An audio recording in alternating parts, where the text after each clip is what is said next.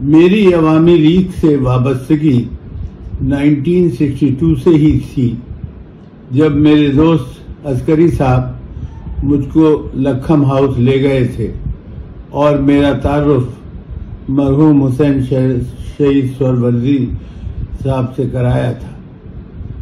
اس کے بعد اکثر ان کے اجتماعات میں شرکت کرتا رہا، جو کراچی میں تو بہت کم ہوتے تھے، کیونکہ عوامی لیگ کی اصل طاقت مشرقی پاکستان، جو کہ اب بنگلہ دیش ہے، میں تھی۔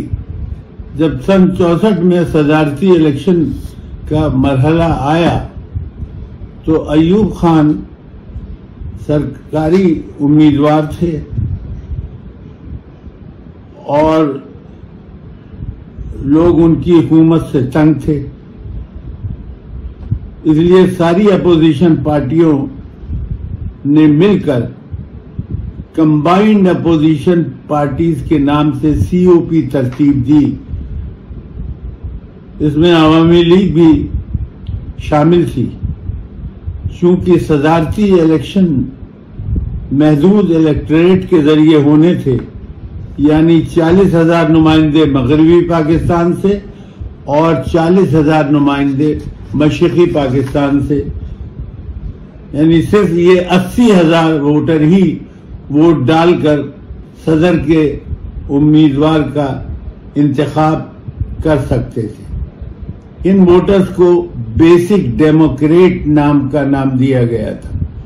صدارتی الیکشن سے قبل ہی میں عوامی لیگ کی طرف سے محترمہ فاطمہ جناح کے نام پر COP کے ٹکٹ پر BD ممبر فیڈرل B ایریا کے بلاک 7 اور 14 سے الیکشن جیت چکا تھا، اور ہم سب مل کر فلیگ اسٹاف ہاؤس میں بڑی تندہی سے محترمہ کے الیکشن کا کام کر رہے تھے۔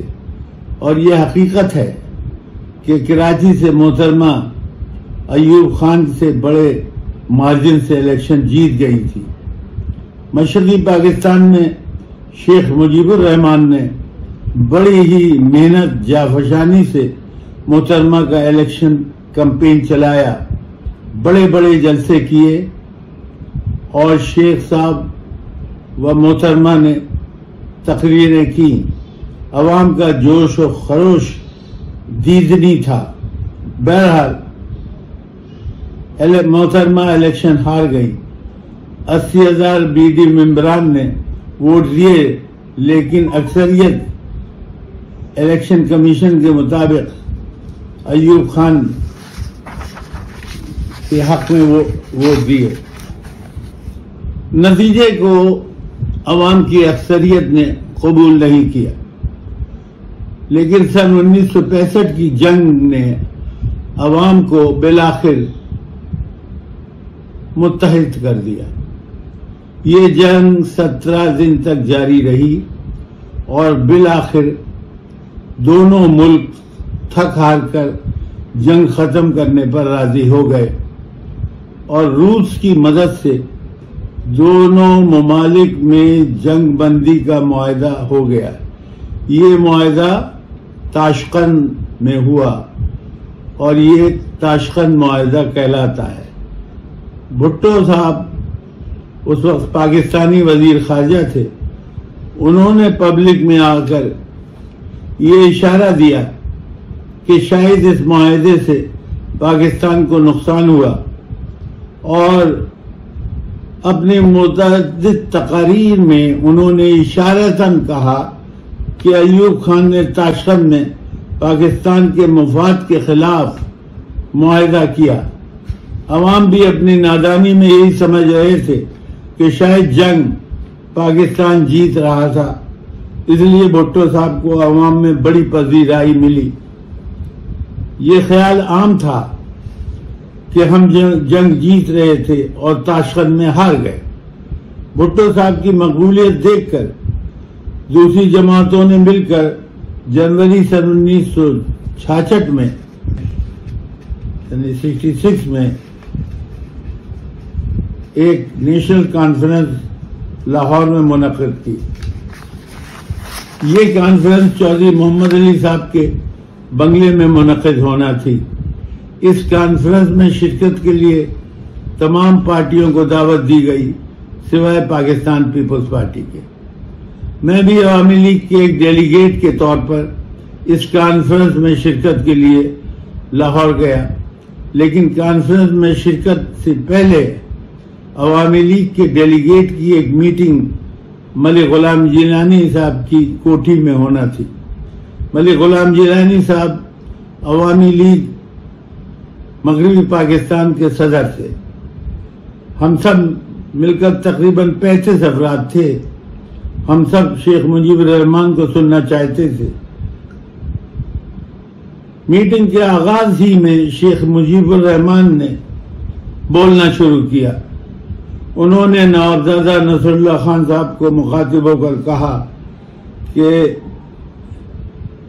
چونکہ نوابزادہ نصر اللہ خان عوامی لیگ کے قائم مقام صدر تھے، انہوں نے نوابزادہ صاحب سے کہا کہ چونکہ آپ براستہ کولمبو ہمیں مدعو کرنے کے لیے ڈھاکہ تشریف لے گئے تھے، اس لیے میں اپنے ساتھیوں کے جن میں خنکر مشتاق اور تاج الدین نمایاں تھے، میں اپنے ساتھیوں کے آیا ہوں، لیکن اس سے پہلے کہ میں اس نیشنل کانفرنس میں شرکت کروں، میں یہ کہنا چاہتا ہوں کہ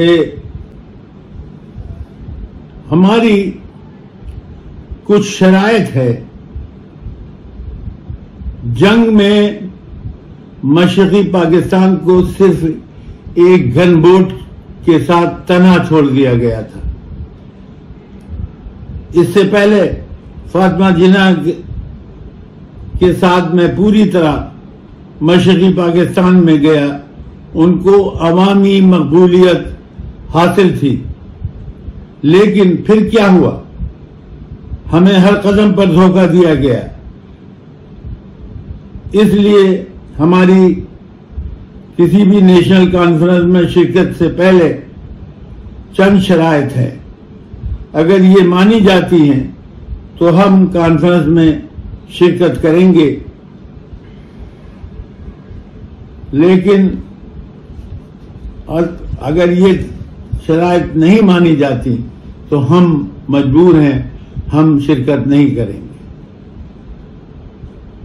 نوابزادہ نصر اللہ خان صاحب واقعتاً براستہ کولمبو ڈھاکہ گئے تھے، 8 گھنٹے کا سفر، چونکہ انڈیا نے اوور فلائٹس اپنے کنٹری سے منع کی ہوئی تھی کہ پاکستان سے کوئی جہاز مشرقی پاکستان نہیں جائے گا۔ اس لیے انہوں نے نوابزادہ صاحب کو مخاطب کیا، لیکن ان شرائط کے لیے انہوں نے تاج الدین صاحب کو اشارہ کیا۔ انہوں نے اپنی کالی شیروانی کی جیب سے ایک کاغذ نکال کر شیخ صاحب کو تھما دیا۔ انہوں نے پڑھنا شروع کیا، شیخ صاحب نے اس کاغذ میں پڑھنا شروع کیا۔ ان کا پہلا نقطہ یہ تھا کہ ملک میں فیڈرل پارلیمانی نظام نافذ کیا جائے، جو کہ ایک شہری ایک ووٹ کے تحت قائم کیا جائے۔ دوسرا نقطہ یہ تھا کہ فیڈرل گورنمنٹ کے پاس صرف 3 وزارتیں ہوں، یعنی خارجہ، ڈیفنس اور کرنسی، اور یہ کہ معاشی معاملات میں ہر طرح کے معاشی معاملات صوبوں کے پاس ہوں۔ تیسرا نقطہ یہ تھا کہ ملک میں الگ الگ کرنسی ہونی چاہیے یا فیڈرل ریزرو سسٹم دونوں بازوؤں میں الگ الگ ہو۔ چوتھا نقطہ یہ تھا کہ ٹیکس کا نفاذ اور ٹیکس جمع کرنے کا اختیار صرف صوبوں کے پاس ہو، فیڈریشن کے پاس نہ ہو۔ پانچواں نقطہ یہ تھا کہ ملک کے دونوں بازوؤں میں فارن ایکسچینج کی آمدن الگ الگ ہو۔ چھٹا نقطہ یہ تھا کہ مشرقی پاکستان کو یہ حق ہوگا کہ وہ اپنی ملیشیا یا پیراملٹری فورس اپنے ماتحت رکھے۔ ظاہر ہے کہ یہ نکات ایسے تھے کہ جن سے مغربی پاکستان کے ڈیلیگیٹ اتفاق نہیں کرتے تھے، اور صاف طور پر یہ کہا گیا کہ یہ تو ملک توڑنے کا پلان ہے۔ شیخ مجیب الرحمان نے بہت زور شور سے سمجھایا کہ جب تک ایسا نہیں ہوگا فوج کی سیاست میں مداخلت ختم نہیں ہوگی اور ہمیں حقیقی جمہوریت نصیب نہیں ہوگی۔